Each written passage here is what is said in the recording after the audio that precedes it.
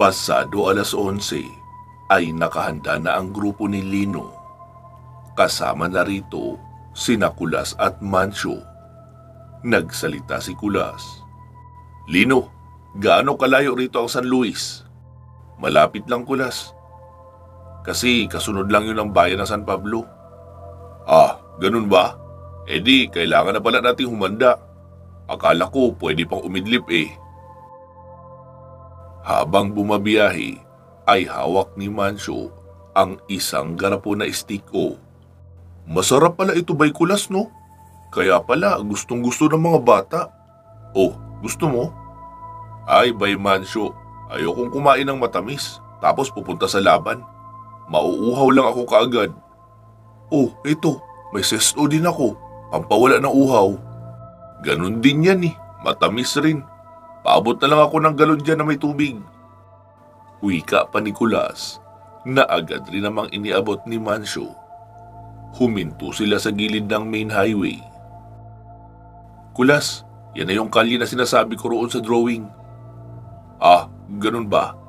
Walang katao-tao ah, parang abandonado na." "Oo nga, pero nasa loob lang ang mga kalaban yan, naghihintay." Ilang saglit pa ay lumitaw na rin sina Clea, Rene at Ron. "Anong balita?" tanong pa ni Lino. Si Rene naman ang sumagot. "Saan, Lino? Sa radyo o sa telebisyon?" "Anong radyo at telebisyon ang pinagsasabi mo dyan? Yung tungkol sa mga kalaban natin ang tinatanong ko." "Ah, ganun ba? Hindi pa namin alam. Kararating lang namin, di ba?" "Ay, sus. Akala ko pa naman galing na kayo lumibot sa area." "Sige, Lino, titignan namin." Wika pa ni Rene at kasama na si Ron noong nawala. Sabi naman ni Tingting, "Ikaw, Kulas, wala ka bang gabay na tikbalang?" "Meron, si Ramsey. Madalas nasa kabilang mundo sila. Pero kapag nasa mundo sila ng mga tao, ay nasa Naranjo naman sila. Hindi ko rin siya pwedeng bitbitin palagi sa mga misyon kasi pinuno siya ng grupo nila. Marami silang tikbalang sa grupo nila. Hindi ko rin natanong kung bakit palagi silang busy. Hindi ko rin taon-taon na nakikita sila. May kapre rin kami, yung si Hodor, yung kasama namin dati. Siya lang din ang madalas na nasa isla namin. Yung miyembro ng kanyang buong pamilya ay madalas din na nasa kabilang mundo. Pwede ko lang tawagin kapag may malaking digmaan. Kaso mukhang hindi sila pwede sa ganitong street fight eh. Parang hindi sila bagay dito." "Ah, ganun ba? Kami kasi, ang mga tropa naming elemental ay nasa San Sebastian talaga nakatira. Sila ang nagbabantay doon sa bahay ni Lolo Ino. Kaya naroon din ngayon yung kapre namin kasi naroon si Lolo Ino." Ilang saglit pa ng kanilang pag-uusap ay dumating na sina Rene at Ron. "Lino, ganun pa rin. Nasa magkabilang gusali ang dalawang grupo. Hindi ko mahanap yung sinasabi mong taong lason." "Hayaan mo na rin eh. Hindi naman talaga makikilala kung sino sa kanila si Lason. Dahil hanggat hindi niya ginagamit ang kapangyarihan niya, ay isa lang din siyang pangkaraniwang tao kung titignan." "Clea, ipwesto mo na si Rosalia sa itaas sa may dulo. Huwag mong iiwanan ha. Rosalia, yung communication earphones natin, nakaset up na ba?" "Oo, Lino." "Bigyan mo na rin sila Tingting at Mancio, pati na si Clea. Tingting at Mancio, proceed na kayo sa kanan. Abangan nyo ang paglabasan ng mga armado roon. Mahabang baril na muna ang ihanda nyo dahil armado ang mga iyon. Rene at Ron, back up muna kayo nila Tingting ha." "Oh, sige, pwesto na." Wika pa ni Lino. Makalipas ang 5 minuto ay tahimik pa rin ang paligid. "Kulas, tara na. Tingting, Mancio, standby kayo dyan. Hintayin nyo na gumuho ang gusali at maratil ang mga armado sa loob bago kayo bumayo." "Copy, Kuya Lino." Sagot naman ni Tingting sa comb. Dahan-dahang naglakad sina Lino at Kulas patungo sa mismong gitna ng kalye. "Kulas, paggalawin mo na ang lupa." Pumikit si Kulas at pabulong na nag-usal ng orasyon. Noong magmulat ay inilapat na ang kanyang kanang kamay sa lupa. Agad iyong nasundan ang pagyanig ng lupa sa buong kalyeng iyon. Ikinumpas rin ni Kulas ang kanyang dalawang kamay paitaas. At noong ibaba ay agad may nabuong dalawang katamtamang laki ng ipo-ipo. Nagliliparan ang mga dahon, kalat at mga bubong ng bahay. Noong sapat na ang lakas noon ay ikinumpas niya na papabagsak. Diretso iyon sa dalawang magkatapat na gusali. Agad nilang namataan ang mga kalalakihan na lahat nakaitim na nakatayo sa tapat nila sa unahan. Mukhang iyon na ang mga vampira. Walang ni isa sa mga iyon ang naapektuhan ng ipo-ipo. Wala ring nabagsakan ng gusali. Ilang saglit pa ay nagkaroon na ng putukan ng mga baril. Nagsalita ang pinuno noong mga vampirang nasa harapan. "Maligayang pagdating, Babaylang Lino. Sa wakas, narito ka na. Akala namin hindi ka na talaga magpapakita. Ako si Victor, ang pinuno ng mga vampira na miyembro ng Black Triangle. Gusto kong malaman mo kung sino ako para alam mo rin kung sino ang pumatay sa'yo." Malayo ang distansya noon kay Lino, pero sa hindi maintindihan sitwasyon, malinaw iyong naririnig ni Lino at Kulas na animoy isang hakbang lang ang distansya sa kanila noong nagsasalita. Sabi naman ni Lino, "Nasaan na yung ipinagmamalaki yung taong lason?" "Ah, yun bang nakita nyo sa telebisyon? Nariyan lang siya sa paligid. Maghanda ka, dahil bigla na lang siya lumilitaw at bigla ring nawawala. Pero sisiguraduhin kong ako ang papatay sa'yo, Lino." "Teka, hindi mo ba natanggap ang memo? Hindi ako ipinapapatay. Ipinapahuli ako ng buhay. Kasi isa sa ilalim niyo ako sa eksperimento at gagamitin ang kapangyarihan na meron ang katawan ko." "Wala akong pakialam sa kautusan, Lino. Sa lahi ng mga aswang, matagal ka nang tinik sa aming lalamunan. Maraming angkan at pangkat ka nang nilipol. Kaya bilang isa sa mga aswang na nagmula sa mataas na lahi, ako ang magpapataw sa iyo ng parusa. Kamatayan!" Wika pa noon. Mahinang nagsalita si Lino. "Bay Kulas, di ba may buhok ka rin ng tikbalang?" "Panyo lang, bay." "E di yun na ang gamitin mo. Kailangan mo yun ngayon rito." Dinukot iyon ni Kulas at itinali sa braso. Maging si Lino ay inusal na rin ang orasyon na pampagana sa kakayahan ng tikbalang na meron siya. Ilang sandali pa ay tila bumagal ang galaw ng orasan. Maging ang mga lumilipad na dahon ay napakabagal. Tanda na aktibo na ang kakayahan nila sa bilis. Nakita nilang kumumpas iyong nagpakilalang si Victor sa mga kasama niya. Patungo ang turo kina Lino at Kulas. Halos magkakasabay nang ngumisi ang mga iyon. Sabay payuko na bumuelo at sumugod na sa dalawa. Lumayo kaunti sa isa't isa sina Lino at Kulas. "Ermitanyo, 200% ng kaya night sa kamay ko." "Sige, Lino." Bahagyang nilitan ni Lino ang kanyang mata upang abangan ang mga paparating na mga vampira. Dalawa ang mabilis na nakarating sa kanya. Isang nakapatulis ang kamay na may mahahabang kuko at nakaamba na sa sikmura ni Lino. Ang isa naman ay nakaambang kakalmot mula sa itaas pa ibaba. Mabilis nag-sidestep si Lino, sabay hablot ng buhok sa likurang bahagi ng ulo noong isa. At ginamit ni Lino ang bilis noon, sabay inihampas ang ulo sa simentong kalsada. Tulala sa pagkakagulat ang vampira dahil paanong nakaiwas si Lino sa atake niya. Samantala, isa siya sa pinakamabilis kumilos sa kanilang grupo. Bigla nang nagdilim ang paningin noon nang humampas ang mukha sa konkretong kalsada. Pagkalingon ni Lino sa ikalawang aswang ay umikot iyon matapos lumagpas ang atake na nailaga ni Lino. Pagkabalik ng atake ay nasa harapan na si Lino nakatayo, pero lihis na ng 2 pulgada ang kanyang pinatulis na kamay sa mukha ni Lino, kaya 2 dangkal na lang ang distansya niya rito. Naramdaman niya na lang ang pagbaon ng matulis na kahoy sa kanyang dibdib na diretsong tumarak sa puso. Hinawakan iyon ni Lino sa batok at sa likurang bahagi ng pantalon. Sabay tila isang manikang ibinato sa isang konkretong bahay sa tabi. Wasak ang bintana ng bahay na iyon at sumampay ang walang buhay na vampira.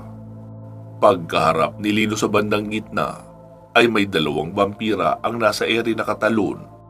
Papabagsak na iyon sa kanya. Mabilis niyang kinuha ang dalawa pang pinatulisang kahoy na nasa kanyang dalang sling bag. Sabay bato sa mga iyon. Napangisi ang mga aswang dahil bago pa iyon tumarak sa kanilang dibdib, ay pareho nilang nasalo habang nakatingin sila sa kanilang dibdib. Pero nagulat na lang sila noong parehong may humawak sa kanilang buhok at ginamit rin ang puwersa ng kanilang pagsugod para maihampas ang muka nila sa matigas na kalsada. Nagdilim rin pareho ang paningin noon matapos humampas sa aspaltadong kalsada ang kanilang pagmumukha. Buhay pa sila pero kumikisay-kisay sa lapag. Kinuha ni Lino ang dalawang pinatulisang kahoy sa kamay ng dalawang vampira at isinaksak sa kaliwang bahagi ng likod at diniin ng paupo hanggang sa bumaon sa puso. Muli niya rin iyong binunot at ipinuna sa damit noong dalawa para maalis ang bahid ng dugo. Nakita niya naman na 4 na vampira ang sabay-sabay na tumalon papasugod kay Kulas. Bubuelo na sana si Lino para magbato ng pinatulisang kahoy, pero ikinumpas ni Kulas ang dalawang kamay paturo sa harapan at noong ibagsak ang kumpas sa lupa ay kasamang bumagsak ang 4 na mga aswang. Paikot-ikot lang ang maliliit na ipo-ipo na ginagamit ni Kulas bilang proteksyon sa kanyang sarili sa sabay-sabay na pag-atake. Nasa 10 vampira na ang nakapalibot sa kanilang dalawa ni Lino. "Kulas, anong diskarte natin rito?" sabi ni Kulas. "Papayanigin ko ang lupa, tapos saka ka bumanat." Tumango si Lino. May isang vampira ang mabilis tumalilis ng sugod kay Kulas. Pero mabilis rin si Lino na nakapagpalabas ng mahabang espadang kyanite. Kaya tinagpas niya agad ang liig ng isang iyon. Magkahiwalay na bumagsak ang katawan at ang ulo. "Meron ka naman pala niyan eh. Bakit ngayon mo lang yan inilabas?" Wika pa ni Kulas. Ang sabi nila, kailangan pinatulisang kahoy ang gamitin kapag vampira para mamatay. Kung puputulan mo naman ang ulo at masusunog ng mataas na boltahe ng kuryente ang pinagputulan, duda ako kung mabubuhay pa ang mga iyan. Sagot naman ni Kulas. Ilang saglit pa ay muling umuga ng malakas ang lupa. Sumugod ang 10 vampira. Agad silang tumalo ng mataas upang hindi na maapektuhan ang pagyanig ng lupa. Doon na napangiti si Lino dahil nakita niyang nasa ibabaw lang naman ang mga ipo-ipo ni Kulas na humihigop sa mga ulap na malapit. Ikinumpas ni Lino ang kamay paturo sa mga ipo-ipo ni Kulas at mula roon naglabas ng hindi mabilang na guhit ng kidlat. At dahil sa malapit lang iyon, kaya walang pagkakataon na makailag ang mga vampira. Lalo at nasa ere pa sila, hindi pa makakakuha ng bagong buwelo. Kaya noong bumagsak ang kidlat, ay halos magkakasabay na ng isay ang mga vampirang iyon at naging tostadong uling na noong bumagsak sa lupa. "Hindi!" Sigaw pa noong pinuno ng mga vampira na nagpakilalang si Victor. "Ang bangis doon, Lino ah! Akala ko sasagupain mo isa-isa, kaya mo ako inutusang payanigin ang lupa." Inihinto ni Kulas ang pagyanig ng lupa at tumayo na ng tuwid. Nasa unahan nila ang 3 natitirang vampira. Pangatlo na roon ang pinunong si Victor. "Kulas, akin ang pinuno. Sa'yo yung 2. Wika pa ni Lino. At syempre, malinaw iyong narinig ng mga vampira. Agad sumugod si Victor patungo kay Lino. Naglabas naman si Lino ng kanyang espadang kyanite pero tila nagiging itim na kumot si Victor kapag nasa ere ito. Hindi tinatamaan ng pagtaga ng espada. Mabilis dumukot ang dalawang pinatulisang kahoy si Lino at hawak iyon sa kaliwang kamay. Noong muling mag-anyong tao ay bigla niyang ibinato ang dalawang pinatulisang kahoy kay Victor. Napangiti lang si Victor at tumalon pataas.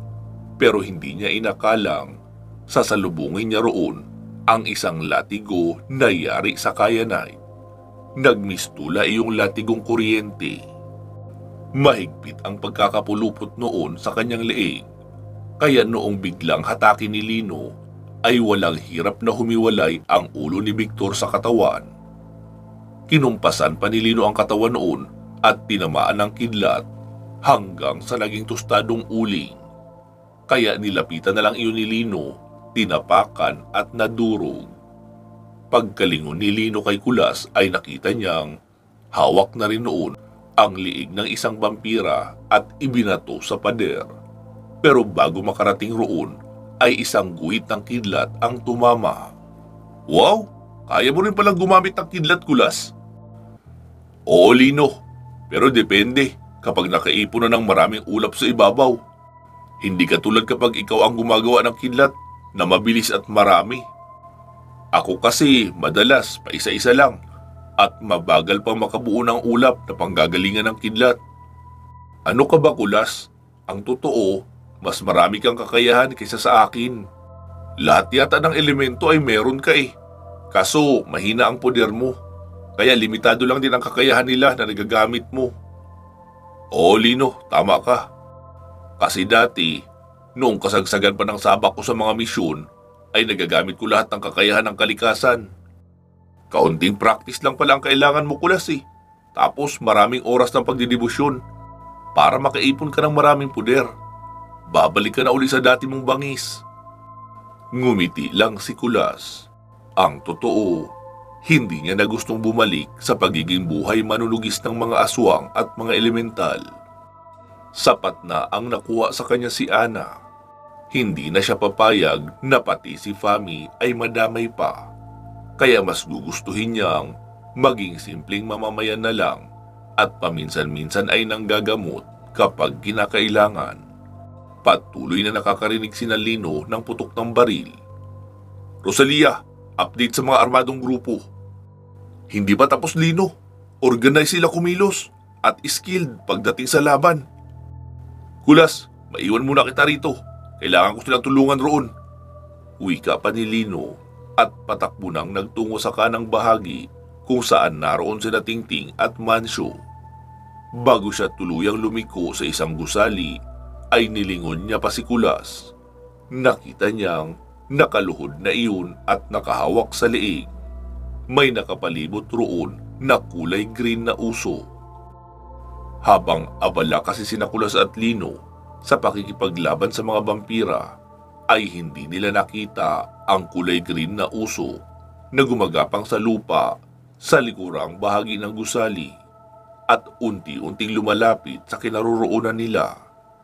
Inabangan lang noon na makalayo si Lino, saka iyon pumalibot kay Kulas.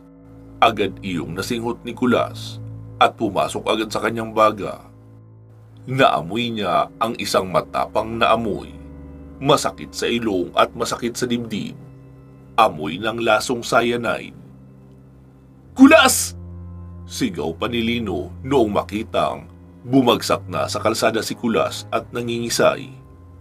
Rosalia, iwan mo na muna yung posisyon mo dyan. Si Kulas, nadali ni poison gas. Clea, dalhin mo rito si Rosalia. Sa isang iglap lang ay naroon na si Rosalia at Clea sa tabi ni Lino. Anong gagawin natin, Lino? Baka tayo naman ang pasukan yan. Makinig kayo. Rosalia, tumakbo ka na papunta sa sasakyan. Ihanda mo roon ang antidote na ginawa natin na pang-counteract ng cyanide poisoning. Ikaw naman, Clea, damputin mo si Kulas at dalhin sa sasakyan. Kayo na ni Rosalia ang bahala kay Kulas. Ako naman ay susugurin ko si poison gas para hindi niya kayo pasukan. Pagkatango ni Lino ay agad nang tumakbo papalayo si Rosalia at bumalik na sa kanilang service na van. Si Lino naman ay tumakbo papasugod sa lalaking pinangalanan nilang poison gas. Dalawang espadang kyanite ang inilabas ni Lino at salit-salita na itinataga sa isang lalaking kalbo at nakasuot ng pangsundalong uniforme na nakakulay green. Nakangiti lang iyon na umiilag at kapag matatagpas ni Lino sa mismong katawan ay bigla na lang nagiging usok na green. Kaya literal na tumataga lang si Lino sa hangin. Akala ko isang magaling na babaylan ang tinatawag nilang Lino. Pero ano ito? Para ako nakikipaglaro sa bata. Ang hindi alam ng kalaban na inoobserbahan lang siya ni Lino. Tuwing magiging usok siya, ay tatagal lang ng 30 segundo tapos magiging tao uli. Ibig sabihin, iyon ang limitasyon ng kanyang pagiging uso. Hanggang 30 seconds lang. Makalipas ang ilang minutong pakikipaglaro noon kay Lino, ay nagpasya na si Poison Gas na tapusin na si Lino. Agad nagsausok na kulay green at sumugod na kay Lino. Mabuti at aktibo pa ang kakayahan ng tikbalang na ginagamit ni Lino. Panay ang takbo niya para ilagan ang pagpasok ni Poison Gas sa kanyang ilong. Bago natin ituloy ang laban ni Lino at Poison Gas, ay atin munang balikan ang naging kaganapan kina Tingting at Mancio. Matapos nilang iwan sa gitna ng kalye sina Lino at Kulas, ay sinimulan na nila ang dahan-dahang paghakbang habang binabaybay ang gilid ng gusali sa likurang bahagi. Para hindi sila madaling mamataan, tahimik silang naglakad at huminto nang makarinig si Tingting ng malakas na tunog ng pagnguya. Bay Mancio, kumakain ka? Ah, oo, pero huling subo ko na yun. Anak ng tipaklong naman, nguyain mo na muna lahat yan bago tayo tumuloy.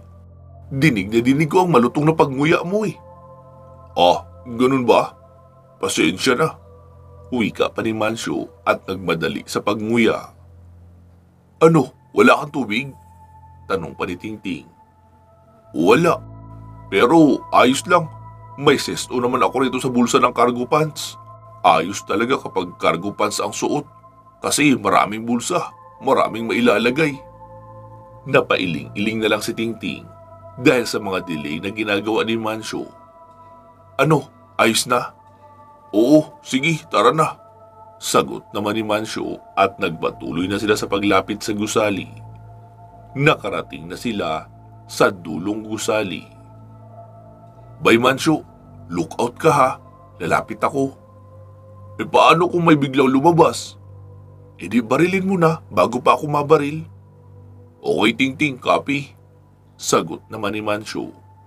May kalakihan ang salamin na bintana doon sa may likuran. Kaya pagapang na lumapit si Tingting. Noong makalapit ng husto ay saka siya tumayo. Pinakinggan niya ang pag-uusap ng mga bandido sa loob. Kosa, hanggang kailan ba tayo rito? Wala namang lumalaban sa atin eh. Akala ko may inaabangan tayong malakas na babaylan rito. Lino ba ang pangalan noon? Oo, ewan ko kung nasaan iyon. Pero wala pa tayong bagong order eh. Kaya dito muna tayo mananatili hanggat walang bagong assignment. Bakit mo na itanong? Ang boring na kasi rito. Ubus na ang babaeng nakuha natin. Tsaka, bakit ba kailangan natin ibigay sa kabila ang mga nagagamit na natin? Bakit hindi mo na manatili rito para hindi tayo nauubusan ng mapaglilibangan? Hindi ka rin nag-iisip ugok no? Nakalimutan mo ba na mga vampira sila? Kapag walang nasipsip na dugo ang mga iyan, tayo ang sisipsipan yan. Kaya, mabuti na iyon pagkatapos natin matikman ang kababaihan, ay ipapasa na natin agad sa kanila. So lahat ng mga babae na galing rito sa atin ay patay na? Oo, side na side sa dugo. Naroon lang itinambak sa likuran ng gusaling kanilang tinatambayan. Naku, mukhang ayoko makipag-team up sa kanila. Baka kahit kakampi ay sumisipsip ang mga iyan kapag nauhaw eh. Oo, totoo yan boy. Narinig ko nga ang kwento noong unang grupo na kanilang naka-team up Mga puganti rin ang mga iyon at medyo basura ang inilalabas ng bibig. Kaya ayun, nag-init raw ang ulo ng mga vampira. Inubos ang buong grupo. Samantalang kasama nila ang mga iyon sa misyon. Naku, yan na nga ba ang sinasabi ko eh. Wika pa ng isang lalaki. Hayaan mo na. Bukas pagsikat ng araw ay aalis na tayo, sabi ni boss. Mangunguha tayo ng mga alak at pagkain sa mga grocery rito. Kahit anong pagkain ay pwede natin lantakan. At siyempre, kasama na rin ng masasarap na alak. Tapos yung isang team din natin ay aalis para manguha ng kababaihan sa ibang mga barangay. Eh di, paunahan na naman tayo noon sa pagpili ng maganda. Ayos! Tiba-tiba na naman pala tayo nito bukas. Boy, palit-palitan tayo magbantay. Bantayan mo ako habang natutulog ako.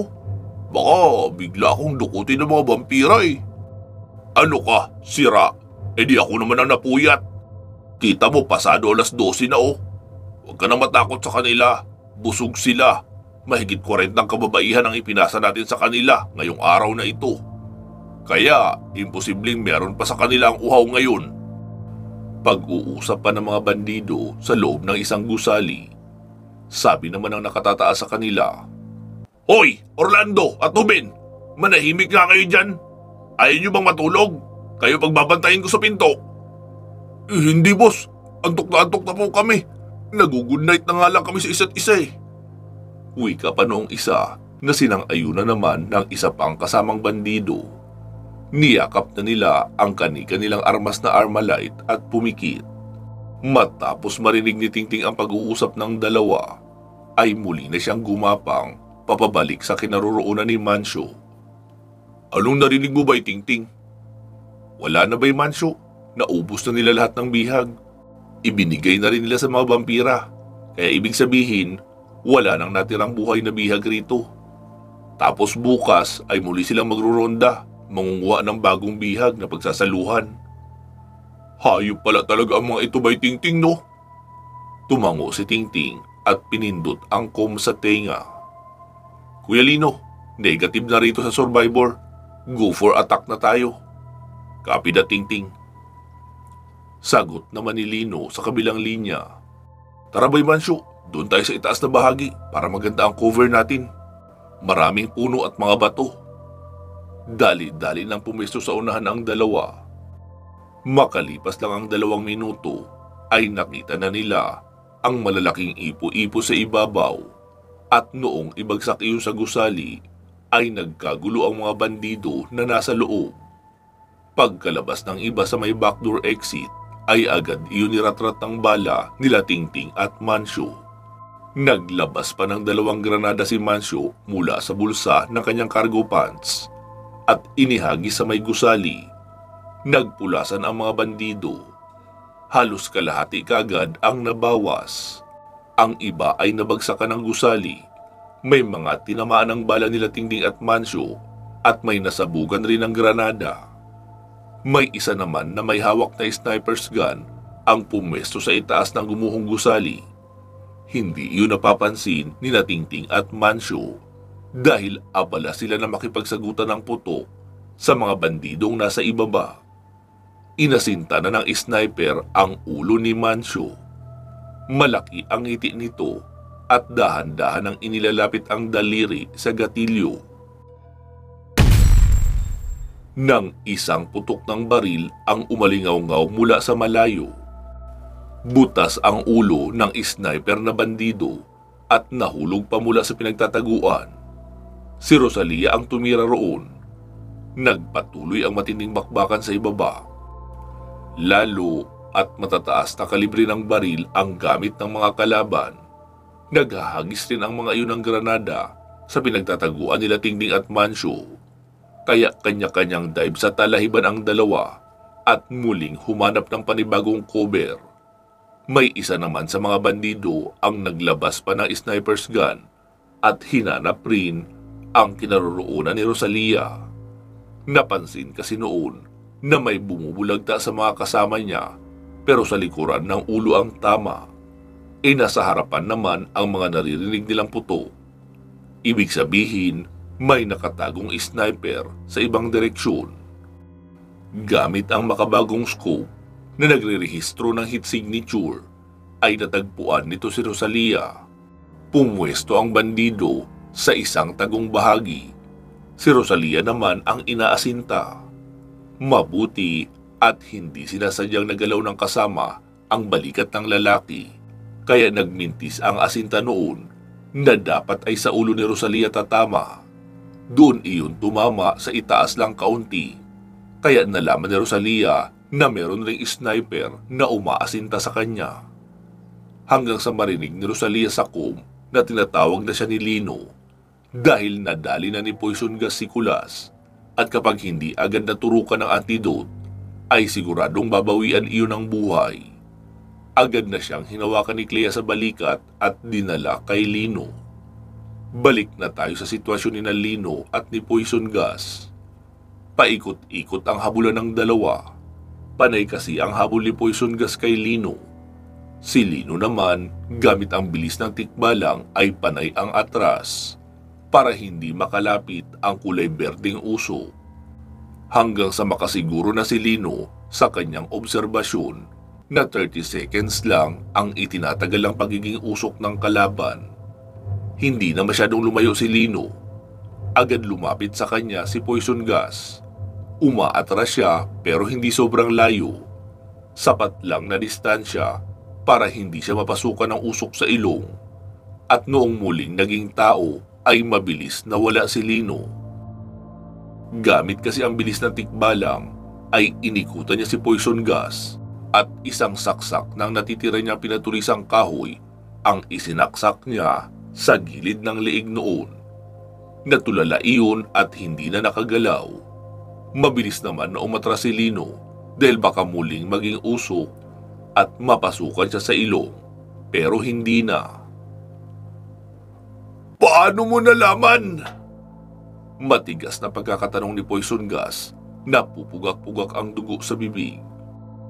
Simple lang, naturuan lang ako magbilang ng segundo. 30 segundo ka lang pwedeng maging gas state. Kailangan mong bumalik sa pagiging tao. At sa tagal ng paggamit mo ng iyong kapangyarihan at paulit-ulit pa, kaya maging ang lakas mo bilang tao ay bumaba na rin. Bumagal ka na. Iyon lang ang inabangan ko. Unti-unting nilisan ng buhay ang mga mata ni poison gas at bumagsak na sa lupa ng nakadapa. Pero ilang saglit pa ay natunaw na rin ang kanyang laman, gawa ng purong laso na cyanide na naka-stack sa loob ng katawan niya. Iyon ang tumunaw sa laman hanggang sa magmukhang malapot na tunaw na ice cream na kulay green na lang ang katawan noong lalaking si poison gas. Sa bahagi naman ni Rosalia, pagkarating niya sa sasakyan ay natataranta siyang hinahanap ang syringe na may antidote para sa cyanide poisoning. Lumipas lang ang wala pang 2 minuto ay dumating na si Clea dala si Kulas. Inihiga iyon ni Clea sa simento. Rosalia, nasaan ang ituturok mo raw rito? Tanong pa ni Clea. Hindi ko mahanap, Clea. Dala ko yun kanina eh. Wika pa ni Rosalia na kinakalkal na lahat ng lalagyanan. Nakita niyang unti-unti na pumuputla ang itsura ni Kulas. Binuksan niya ang bag ni Lino. Lahat ng bulsa ay kinalkal niya pero wala. Maging ang sarili niyang bag ay makatatlong beses niya na kinalkal. Hindi pa siya nakontento. Binuhos pa ang lahat ng laman sa upuan ng sasakyan pero wala roon ang hinahanap niyang syringe. Rosalia, anong nangyayari sa iyo? Tanong pa ni Clea. Clea, hindi ko mahanap yung gamot. Naiiyak na sagot naman ni Rosalia. Hinawakan siya ni Clea sa magkabilang balikat at isinandal sa gilid ng van. Rosalia, tumingin ka sa akin. Walang maitutulong kung matataranta ka. Pumikit ka at huminga ng malalim. Huwag mo munang isipin ang lahat ng nangyayari rito ngayon. Huminga ka lang ng malalim ng 3 beses at alalahanin ang nangyari bago kayo umalis ng bahay. Sinunod ni Rosalia ang mga sinabi ni Clea. Bumalik sa kanyang isipan ang lahat. Matapos niyang gawin ang antidote at mailagay sa loob ng 3 syringe, ay inilagay niya sa isang plastic transparent box para kahit madaganan ay hindi mababali. Sa kanya inilagay sa loob ng bulsa ng kanyang black leather jacket. Noong maalala ay dali-dali siyang nagmulat ng mga mata. "Alam ko na, Clea, kung nasaan," wika pa ni Rosalia at tinignan ang kanyang black leather jacket na nakasampay sa driver seat. Pagkapa niya pa lang ay naramdaman niya na sa bulsa ang box na pinaglagyan. Agad niya iyong inilabas at kumuha ng isa. Pagkalapit kay Kulas ay agad niyang kinapa ang malaking ugat nito sa gilid ng leeg. Noong makapa ay doon niya itinarak ang syringe. Madali naman iyong makikita dahil itinapat ni Clea ang kanyang kamay na biglang nagkaroon ng liwanag. Matapos maiturok ang gamot ay nakahinga ng malalim si Rosalia at sumandal sa sasakyan. Ilang saglit pa ay suminghap na ng hangin si Kulas. Itinayo naman iyon ni Clea. "Kulas, dito ka muna sa sasakyan, maupo." Wika pa ni Clea at doon sa loob ng van pinaupo ang lalaki. Pagkarating ni Lino sa bahagi nila Tingting ay napansin niyang paisa-isa na lang ang putok ng dalawa. Ibig sabihin, paubos na ang bala. "Rene, Ron, nasaan kayo?" Bulong na wika pa ni Lino sa hangin. Ilang saglit pa ay dumating naman ang 2 tikbalang. Hindi maganda ang kalagayan ng mga ito. Parehong may malalang sugat, meron sa katawan, sa mukha at gilid ng leeg. "Anong nangyari sa inyo?" "Kinalaban namin ang 4 na vampira. Nagpahabol kami sa unahan para malayo rito at hindi matulungan ng mga kasama." Habang nagsasalita si Rene, ay bigla pang napalugmok sa lupa si Ron. Hindi na nito kinaya ang sakit ng hita na may malalim na sugat. "Dito muna kayo, malapit na tayo matapos rito. Clea, pumunta ka muna rito, kailangan kita." Bulong pa ni Lino sa hangin. Sa isang iglap ay naroon na si Clea. "Clea, ilan na lang ang natitirang kalaban?" Wika pa ni Lino. Saglit na inilibot ni Clea ang tingin sa paligid. 3, Lino. Isang naroon sa itaas na may hawak na baril na katulad ng ginagamit ni Rosalia. Ang 2 naman ay iyang nasa malapit kina Tingting at Mancio. "Sige, dalhin mo ako sa itaas, sa likuran noong lalaking may mahabang baril." "Okay, Lino." Sa isang iglap ay naroon na si Lino sa itaas. Saktong kakatutok pa lang ng asinta sa ulo ni Tingting. Saka naman hinawakan ni Lino ang baril at hinablot. Nagawa noong magpaputok, pero papunta na sa itaas ang direksyon. Tinapon iyon ni Lino sa malayo, saka inupuan ang katawan noong lalaki at pinagsusuntok sa mukha hanggang sa manghina. Noong hindi na lumalaban ay sa kanya inihulog sa 2 palapag na taas na kinalalagyan. Una ang ulo para siguradong malagutan ng buhay. Nakita ni Lino na tumayo ang 2 lalaki na malapit kina Tingting. "Clea, anong nangyayari doon?" "Lino, wala nang bala ang 2 kalaban." Sumigaw naman si Lino. "Tingting! Mancio! Daanin nyo na sa hand-to-hand combat! Wala na rin silang bala!" Pagkarinig ni Tingting roon ay agad siyang sumilip. Nakita niyang tumalon na sa itaas niya ang lalaki at nakaamba na ang jungle knife nito. Mabilis naman iyong nasangga ni Tingting. Ibinangga niya ng ilang beses ang kamay sa bato hanggang sa nabitawan ang punyal. Dadamputin pa sana iyon ng lalaki pero sinipa ni Tingting at tumalsik sa malayo. "Walang problema! Kayang-kaya kitang tapusin gamit ang aking mga kamay!" Wika noong balbasaradong lalaki na may matapang na pagmumukha. May peklat rin iyon sa mukha na tila nang galing sa isang mahabang hiwa. Pareho na silang nag-fighting stance. Kita ni Tingting ang pagiging mabangis ng itsura ng lalaki. Pero alam niyang kailangan niyang tatagan ang sarili. Hindi siya makakalaban ng tama kung mauunahan siya ng takot. Pagkasuntok ng lalaki ay sunod-sunod.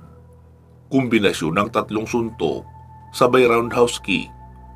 Mabilis naman ang mga pagsangga ni Tingting, sabay swipe sa paa noon nang makita niyang nag-roundhouse. Kaya bumagsak ang lalaki sa lupa na una ang puwet. Agad niyang binalikan at binigyan ng isang malakas na sipa. Pero nag-backroll iyon, kaya hindi na inabot. Muli silang nag-fighting stance. Sinabayan na ni Tingting ang atake ng lalaki. Magkasabay silang nag-roundhouse. Palit-palitan din sila ng swipe ng paa, pero walang natutumba dahil pareho din silang tumatalon. Gigil na sumugod ang suntok ang lalaki papunta kay Tingting. Umatras kaunti si Tingting at noong binawi ng lalaki ang kamao, ay si Tingting naman ang tumalon ng malapitan at binayo ang ulo gamit ang siko. Tila lasing na napapaatras ang lalaki. Pinilig-pilig ang ulo para mawala ang pagkahilo. Doon na umatake si Tingting ng sunod-sunod na sipa. Roundhouse, roundhouse, turning back kick at jumping side kick. Iyon na ang hindi na ilagan at hindi rin nasalag ng lalaki. Sapul iyon sa dibdib at natumba sa lupa. Agad nakasunod si Tingting pero nag-side roll ang lalaki kaya hindi niya tinamaan. Agad namang nag-backflip si Tingting at saktong pagkabagsak niya ay doon sa likuran ng lalaki. Napaliyad ang lalaki noong bumagsak ang buong bigat ni Tingting sa kanyang likod. Ramdam niya na may nabali sa kanyang buto. Bumaba si Tingting at sinipa ang ulo ng lalaki. Malakas iyong pumaling. Yumuko si Tingting at binali paikot ang ulo ng lalaki. Pagkalingon niya kay Mancio ay nakita niyang nasa lupa iyon. Nakatihaya habang nakaheadlock sa kalaban. Ang kalaban naman ay panay na nagtatap out. Sabi naman ni Mancio, "Sira ka ba? Hindi ito tournament. Walang tap out dito. Hinihintay kong mawalan ka ng malay saka kita bibitawan." Wika pa ni Mancio.